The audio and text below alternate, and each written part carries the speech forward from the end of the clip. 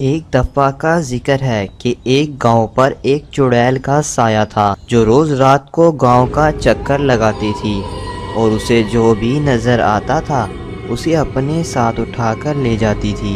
इस डर की वजह से गांव वालों ने रात को बाहर निकलना छोड़ दिया था। उस गांव में एक शामू नाम का आदमी रहता था। फिर एक दिन शामू को घर आने में देरी हो जाती है। वो तेज तेज अपने घर की तरफ जा रहा होता है और कह रहा होता है, अरे शामू, जल्दी जल्दी कदम उठा, नहीं तो आज तू चुड़ैल के हाथों मारा जाएगा। वो ये अभी कह ही रहा होता है कि इतने में वहाँ पर चुड़ैल आ जाती है और शामू से कहती है, अरे आज तो मज़ा आ गया, बड़ा तगड़ा शिकार मिला है। इसे तो मैं नहीं छोड़ूंगी, इसे तो मैं जिंदा ही खा जाऊंगी। अरे मर गया रे, अरे ये तो चुड़ैल मुझे खा जाएगी। अरे गांव वालों, किधर रह गए हो, मुझे बचाओ। अरे चुड़ैल जी, मुझे तो छोड़ दो, मैंने तुम्हारा क्या बिगाड़ा है, मुझे तो जाने दो। नहीं, मैं तुझे नहीं छोड़ूंगी, मैं तुझे खा जाऊंगी। वो चुड़ैल शामू की एक नहीं सुनती और उस पर जल्दी से झपट पड़ती है और उसे उड़ाकर ले जाती है। अरे मर गया रे, कोई तो बचाओ मुझे। फिर वो चुड़ैल शामू को जंगल में ले जाती है और शामू उससे कहता है, अरे चुड़ैल जी, आप इंसानों को ही क्यों खाना चाहती है, हमसे आपकी क्या दुश्मनी है? मैं चाहती हूँ कि मैं भी इंसान बन जाऊँ, लेकिन मैं क्या करूँ, इंसानों को मैं खाए बगैर ज़िंदा नहीं रह सकती। इंसान मेरी खुराक हैं, इसीलिए मैं गांव वालों को उठाकर ले जाती हूँ और खा जाती हूँ। अरे चुड़ैल जी, इसका मतलब तो तुम मुझे भी खा जाओगी। अरे मुझे जाने दो ना। मैं तुझे कैसे जाने दूँ, इतने दिनों बाद तो मुझे शिकार मिला है। आज तो मैं पेट भर के खाऊंगी, मैं तुझे नहीं जाने दूंगी। फिर चुड़ैल उसकी कोई बात नहीं सुनती और उसे खा जाती है। फिर अगली सुबह रानी और रमेश बाबू, जिनकी कुछ दिनों बाद शादी होने वाली होती है, वो गांव से थोड़ी दूर एक दरख्त के नीचे बातें कर रहे होते हैं। उस दरख्त पर चुड़ैल मौजूद होती है जो कि रानी और रमेश बाबू की सारी बातें सुन रही होती है। दिन होने की वजह से वो रानी और रमेश बाबू को किसी भी तरह का कोई भी नुकसान नहीं पहुंचा पाती, क्योंकि उसकी शक्तियां सिर्फ रात को ही काम करती हैं और दिन में वो किसी को नजर भी नहीं आती। अरे रमेश, अब हमें इस तरह से नहीं मिलना चाहिए। शादी में हमारे सिर्फ थोड़े से दिन बाकी हैं। अगर गांव में से किसी ने देख लिया तो तरह तरह की बातें बनाएंगे। अरे रानी, तुम ठीक कह रही हो, अब हमें इस तरह से नहीं मिलना चाहिए, लेकिन मैं क्या करूं, जब तक मैं तुम्हें नहीं देखता मेरा दिन नहीं गुजरता है। रानी और रमेश की बातें सुनकर चुड़ैल का रमेश पर दिल आ जाता है और उसे रमेश अच्छा लगने लगता है। अरे बस एक बार हमारी शादी हो जाए, फिर देखना मैं तुम्हें रानी बनाकर रखूंगा, किसी भी चीज़ की कोई भी तकलीफ नहीं होने दूंगा। शादी से पहले तो सभी इसी तरह से कहते हैं, शादी हो जाएगी तो फिर बदल जाते हैं। अच्छा, अब मुझे देर हो रही है, मैं घर जाती हूँ और तुम भी ऐसा करो कि तुम अपने घर चले जाओ। हाँ, तुम ठीक कह रही हो, अब हमें घर चलना चाहिए। ठीक है, फिर शादी वाले दिन ही मिलते हैं।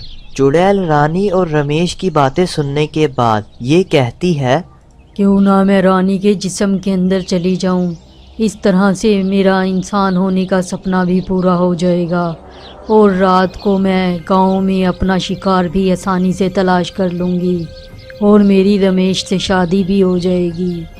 फिर रानी और रमेश अपने अपने घर चले जाते हैं और चुड़ैल रानी के पीछे पीछे जाती है। रानी अभी रास्ते में ही होती है कि चुड़ैल उसके जिस्म के अंदर चली जाती है। रानी की आंखें लाल हो जाती हैं और उसको समझ नहीं आती कि उसके साथ हुआ क्या है और वो फिर अपने घर की तरफ चल पड़ती है।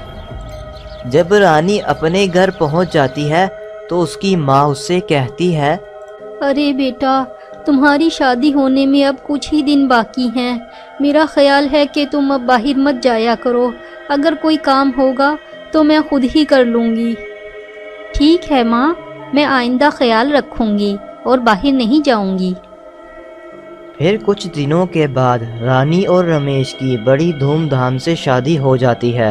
रमेश रानी को अपने घर ले आता है, लेकिन रमेश को ये नहीं पता होता कि रानी का सिर्फ शरीर है और आत्मा चुड़ैल की है। जैसे ही रात होती है रमेश सो जाता है, लेकिन रानी जाग रही होती है। वो इस पल का इंतज़ार कर रही होती है कि आधी रात होए और वो उठकर अपने घर से बाहर जाए और गांव में जाकर वो अपना शिकार ढूंढे ताकि उसकी इंसानी खुराक पूरी हो सके। अरे आधी रात हो गई है, शुक्र है रमेश सो रहा है। अब मुझे गांव में जाना चाहिए और अपना शिकार तलाश करना चाहिए। वैसे भी मुझे बड़ी भूख लग रही है। इतना कहने के बाद रानी अपने घर से बाहर जाती है और वो एक चुड़ैल में तब्दील हो जाती है और फिर उड़ जाती है ताकि वो शिकार ढूंढ सके। वो चुड़ैल पूरे गांव का चक्कर लगाती है, लेकिन उसे कोई भी नहीं मिलता, क्योंकि ये बात मशहूर हो जाती है कि जो भी रात को बाहर निकलता है चुड़ैल उसे अपने साथ उठाकर ले जाती है।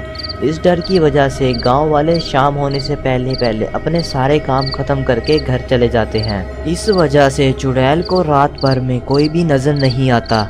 और दूसरी तरफ रमेश की आंख खुल जाती है और वो उठ खड़ा होता है और कहता है, अरे इतनी रात को ये रानी कहाँ पर चली गई? मैं इसे बाहर जाकर ढूंढता हूँ। अभी वो ये कह ही रहा होता है कि वहाँ पर चुड़ैल वापस आ जाती है, क्योंकि उसे अपना शिकार नहीं मिलता और वो फिर से रानी में बदल जाती है और अपने घर चली जाती है। रानी के वापस आने पर रमेश उससे कहता है, अरे रानी तुम कहाँ पर चली गई थी? मैं तो डर ही गया था। सुनो, तुम इतनी रात को बाहर मत निकला करो। तुम्हें नहीं पता कि इस गांव पर चुड़ैल का साया है। जो रात को बाहर निकलता है चुड़ैल उसे अपने साथ उठाकर ले जाती है। आइंदा से इस बात का ख्याल रखना। अरे मुझे नहीं पता था कि इस गांव पर चुड़ैल का साया है। मेरा दिल घबरा रहा था, तो बस मैं बाहर चली गई थोड़ी सी हवा खाने के लिए। तुम फिक्र मत करो, मैं आइंदा ख्याल रखूंगी और बाहर नहीं जाऊंगी। फिर अगली सुबह रमेश रोजाना की तरह खेतों पर काम करने के लिए चला जाता है और उधर रानी अपने घर के कामों में लग जाती है, क्योंकि चुड़ैल का असर सिर्फ रात को ही होता है। फिर शाम होने पर रमेश अपने घर वापस आ जाता है और फिर वो दोनों सो जाते हैं। लेकिन फिर कल गुजरी हुई रात की तरह होता है।